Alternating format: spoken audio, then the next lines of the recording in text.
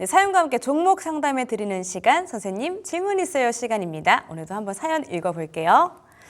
자, 오늘의 사연의 제목은 차 타고 주식도 타고 달릴 준비 됐나요? 입니다.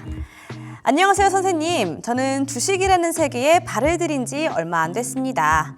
처음엔 복잡하고 어려운 숫자들과 이 차트에 머리가 굉장히 아팠지만 어느새 저도 주식시장에 푹 빠져버렸지요.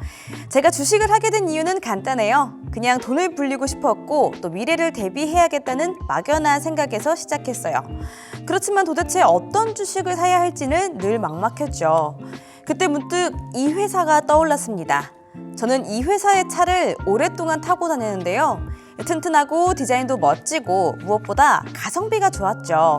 그러다 보니 자연스럽게 내가 좋아하는 브랜드에 투자하는 게 좋지 않을까라는 생각이 들었습니다. 자, 바로 기아인데요. 매수가는 10만 5천 원, 비중은 15%입니다.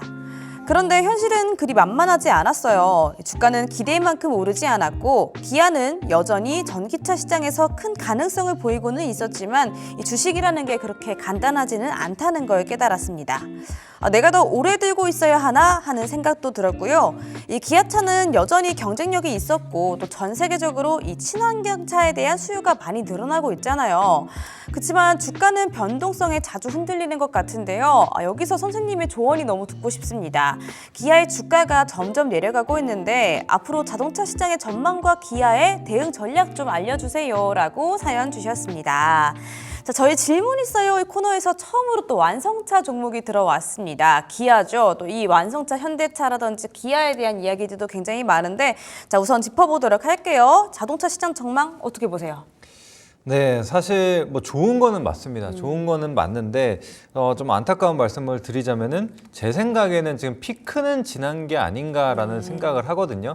그래서 이전보다, 그러니까 혹은 뭐 상반기보다 더 좋기에는 지금 현재 상황으로는 조금 어렵다라고 보시는 게 맞을 것 같습니다. 그래서 지금 글로벌 완성차 기업들만 보더라도 판매량이 조금은 좀 줄어들고 있는 모습이 나타나고 있기 때문에 일단은 그런 점을 좀 유의하셔야 될 것 같고, 근데 이제 그나마 지금 기아차나 현대차가 좀 주가 방어를 할 수 있었던 부분은 뭐 기아 기준으로 봤을 때 미국과 인도에서 그나마 좀 판매가 굉장히 좀 잘 됐거든요. 그래서 다른 국가에서 판매량이 좀 줄어들었던 거를 상쇄하는 그런 부분들이 나타났는데 사실 많이 팔았던 만큼 이제 수요도 조금 줄어든다라고 좀 보시는 게 맞을 것 같습니다. 게다가 지금 뭐 금리 인하로 인해서 이제 차 구매에 대한 어느 정도 비용이 좀 감소할 것이다. 그래서 수요가 다시 늘어나는 게 아닌가 이렇게 생각을 할 수 있는데 사실 과거서부터 이 금리 인하와 이 차량 구매와 관련돼서는 시차가 계속적으로 발생해 왔거든요.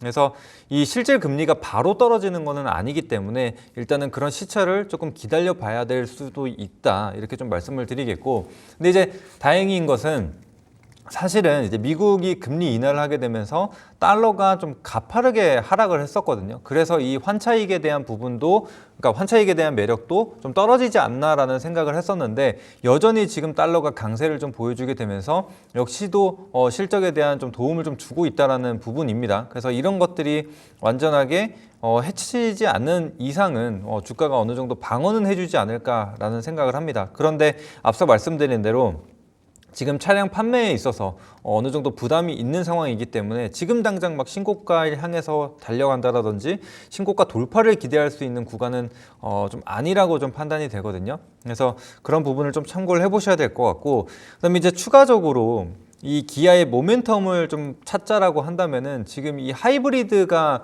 아무래도 좀 잘 팔리고 있잖아요. 맞아요. 자, 그런데 지금 기아 같은 경우에는 이 하이브리드 라인업이 조금 다소 부족합니다. 그래서 현대차보다는 기아차가 더 약세를 좀 보이고 있는 이유가 거기에 있다라고 좀 보시면 될 것 같거든요.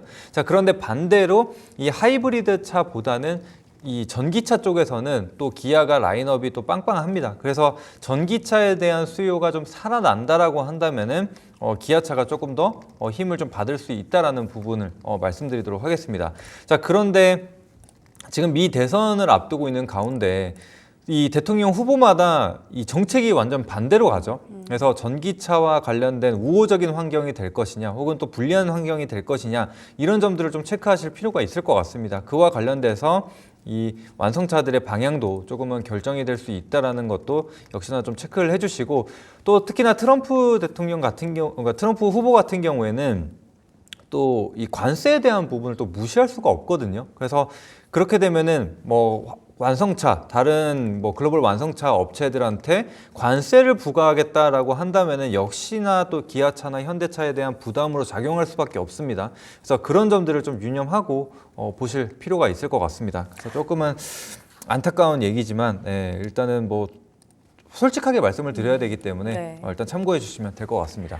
알겠습니다. 자, 좀 오랜만에 이 기업 전망을 이렇게 좋게는 말씀을 안 해주시는 것 같아요. 완성차 섹터 피크는 지난 게 아닐까라고 말씀해 주고 계시죠. 미국과 인도에서 좋은 분위기가 나오면서 기대감이 좀 많이 반영이 됐었는데 현재는 좀 판매량도 줄고 있는 추세고요. 더불어서 금리 인하에 따른 수요도 시차에 따라서 좀 시간이 걸릴 수 있겠습니다. 따라서 하반기 완성차 섹터 완전 긍정적으로만 보기는 어려워서요. 이 시점에서 전략을 좀 잘 짜시면 좋겠는데 자, 이분이 10만 5천 원에 들어갔다고 하세요. 그리고 비중은 그렇게 많지가 않아요. 15%입니다. 지금 오늘 기아가 9만 5천 원에 또 종가를 형성을 했는데 이분 그러면 어떻게 하시는 게 좋을까요? 네, 일단은 기아 같은 경우에는 판매량을 계속적으로 좀 추적하실 필요가 있습니다. 그래서 일단 그런 부분 좀 참고하시고 또 수출 지표 같은 경우에도 매월 발표를 하기 때문에 그런 것들도 좀 같이 체크를 해보시면 될 것 같고 근데 이제 한 가지 조금 안타까운 점은 지금 수급 동향을 한번 좀 보겠습니다. 수급 동향을 한번 보시게 되면은 사실 현대 기아차 모두 다 외국인 수급이 굉장히 좋았던 기업들 중에 하나거든요. 그런데 최근 흐름을 보시게 되면은 외국인이 계속해서 좀 매도하고 있는 모습을 좀 볼 수가 있습니다. 특히나 지금 10월 11일부터 시작해서 지금 8거래일이죠. 8거래일 연속해서 지금 순매도를 좀 보이고 있는 상황이기 때문에 수급적인 측면이 지금 완전히 좀 좋다라고 보기는 어렵죠. 그래서 그런 부분을 좀 참고하셔야 되고 지금 또 차트를 보시더라도 오늘 그러니까 최근 들어서 또 저점을 경신하는 그런 모습들이 확인이 됐습니다. 그래서 역배열로 지금 진행이 되고 있는 상황이기 때문에 만약에 이전 저점 구간을 지켜주지 못한다라고 한다면은 적어도 비중 축소는 해두고 기다려야 되지 않을까.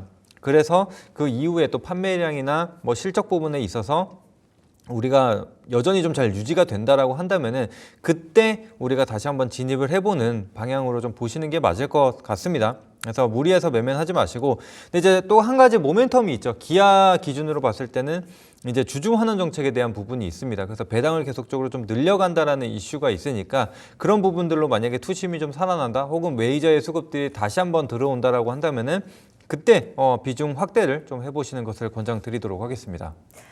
알겠습니다. 자, 기아 이 판매량 체크가 굉장히 또 제일 중요할 것 같고요. 이 비중 축소를 권장드린다라고 하죠. 이 주주 환원 정책으로 투심이 좀 살아나면 그때 한번 비중을 늘려보는 거를 권장드리는데요.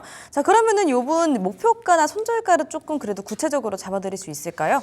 네, 일단은 뭐 상방으로 봤을 때는 사실 10만 5천 원이 매수가라고 하셨는데 딱 그 가격대가 지금 현재로서는 저항대라고 좀 볼 수가 있거든요. 그래서 10만 5천 원 구간을 좀 돌파한다라면은 중장기적으로 좀 가져가 보시고 그렇지 못한다라고 한다면은 일단은 비중 축소를 좀 해두시는 게 맞을 것 같다라고 말씀드리겠고 일단 하방으로 봤을 때는 9만 원이 좀 마지노선이라고 생각을 하거든요. 그래서 만약에 9만 원을 이탈하는 흐름들이 나타난다라고 한다면은 확실하게 좀 정리를 해뒀다가 우리가 좀 업황 개선이나 혹은 뭐 긍정적인 이슈들이 좀 나와줄 때 혹은 호재가 좀 반영이 될 때 그때 한번 다시 진입을 해보시는 게 맞을 것 같습니다. 알겠습니다. 따라서 목표가는 매수가 부근이 10만 5천 원 그리고 손절가 9만 원 잡아주셨습니다. 이 전략 잘 챙겨 가셔서 수익도 더 보시면 좋겠습니다.